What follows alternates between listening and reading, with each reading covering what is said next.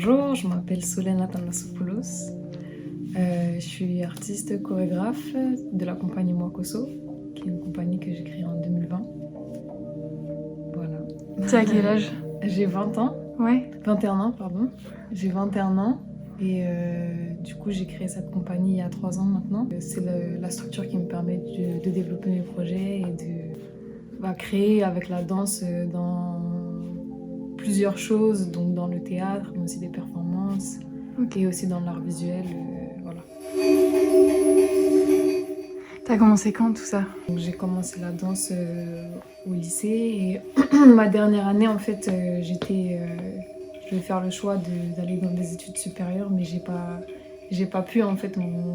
La danse était trop fort pour moi. J'ai négocié une année sabbatique dans laquelle j'ai essayé de me professionnaliser dans la danse en créant ma compagnie et en postulant pour d'autres artistes en tant qu'interprète. La danse a toujours été en moi quelque part parce que dans ma famille il y a des personnes qui dansent. Après j'étais très timide plus jeune, donc je n'osais pas en fait exprimer cette partie de moi, mais au lycée je suis rentrée dans une option de danse hip-hop qui m'a permis de développer ma danse et aussi rencontrer d'autres artistes qui m'ont inspirée à devenir professionnelle et vraiment poursuivre ce parcours-là. Tout ça a fait qu'aujourd'hui, j'arrive à sortir mon premier spectacle.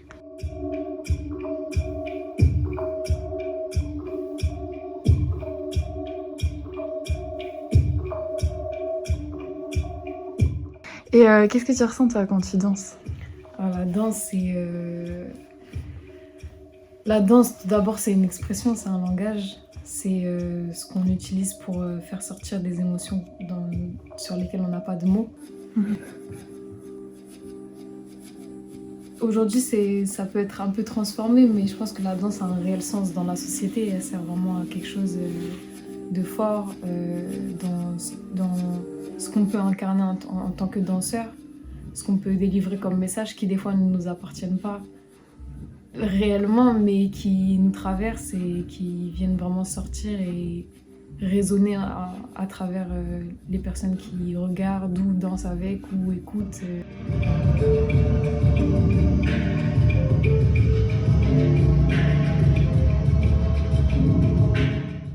J'ai une danse qui est engagée parce que je suis à la recherche de moi-même aussi. Oui. Donc à la recherche de mon mouvement, de qui je suis, de pourquoi je suis là, de est-ce que je suis au bon endroit. Je me posais beaucoup de questions par rapport à mes influences. Pourquoi je dansais de telle manière et par quoi j'étais influencée. Et je me suis rendu compte que c'était l'extérieur, ce que je regardais, avait beaucoup d'importance sur ce que j'allais sortir dans les moments de freestyle.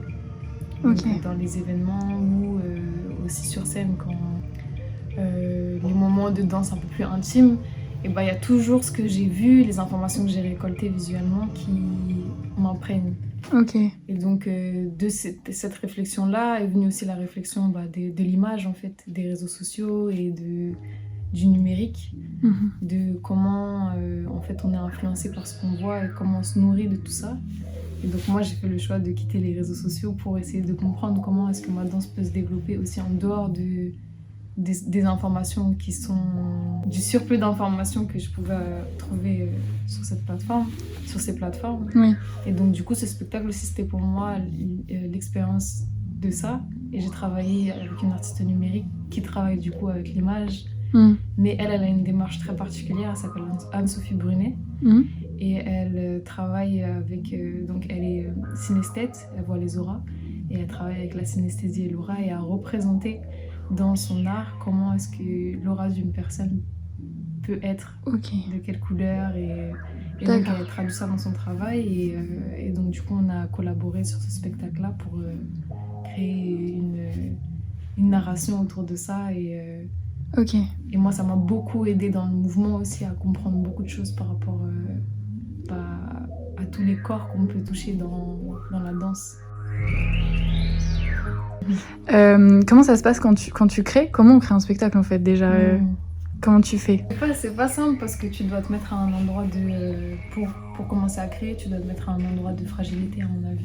de vulnérabilité plutôt. Tu dois te dégager de tout et savoir, ok, quel est le message que j'ai envie de raconter à travers moi. Et moi, c'est vrai que mon message était vaste. Enfin, on a toujours plein de messages à dire et on veut dire plein de choses. Et donc, du coup, c'est pour ça que le spectacle s'appelle Formlessness, qui veut dire l'informe. Et qui est un peu, on va dire, ce qu'il y a avant la création, en fait. Toutes les idées, tout ce qui est sans forme, qui n'est pas encore défini, c'est ça. Qui n'est pas concret. Voilà, qui n'est pas concret. Ça marche. C'est ça. Et donc, du coup, je suis partie de cette idée-là de me dire, je vais tout accepter. Toute idée, tous mes états de corps, tout mon freestyle et ma danse globalement, comment est-ce que je l'accepte et j'essaye d'avancer avec, et ça m'amène à plusieurs endroits. Enfin, il y a plusieurs ambiances et plusieurs tableaux qui reflètent cette réflexion que j'ai eue, même si finalement dans l'informe il y a quand même quelque chose il y a quand même une forme quelque part qui est définie, parce que l'informe on peut le définir.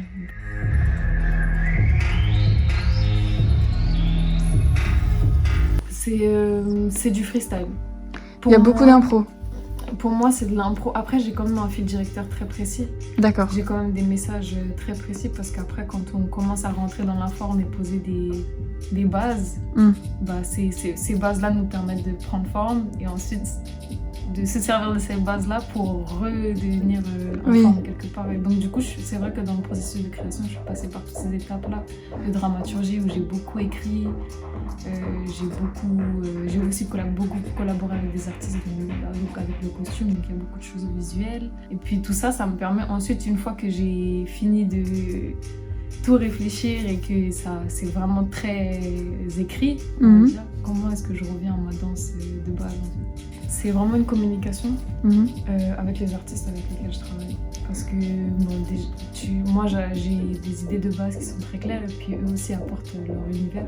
Et j'aime bien aussi laisser la place à ce qu'il y ait un dialogue entre les différentes disciplines. Par exemple, la musique sera en live, maestro. Mais en fait, ce qui se passe, c'est qu'on a créé une bande-son à la base. Qui est très écrite, parce que c'est une bande-son. Les sons sont tous faits, mixés, etc. Je vais venir par-dessus pour moduler les sons et faire en sorte que ça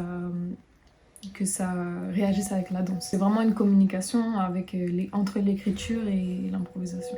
J'ai découvert que tout ce que je regardais, tout ce qui m'intéressait, tout ce qui attirait mon œil, même si ça ne m'intéressait pas, ça me construisait. Ok, et ça ressort dans ta danse du coup ? Ça ressort dans ma danse d'une manière ou d'une autre, mais il y a une fibre en fait de l'information que je prends. Et donc du coup, c'est important pour moi de bien manger en fait. Parce que tout ce que je mange, tout ce que j'absorbe ressort. C'est ta manière d'être inspirée et de créer du coup. Oui, c'est ça.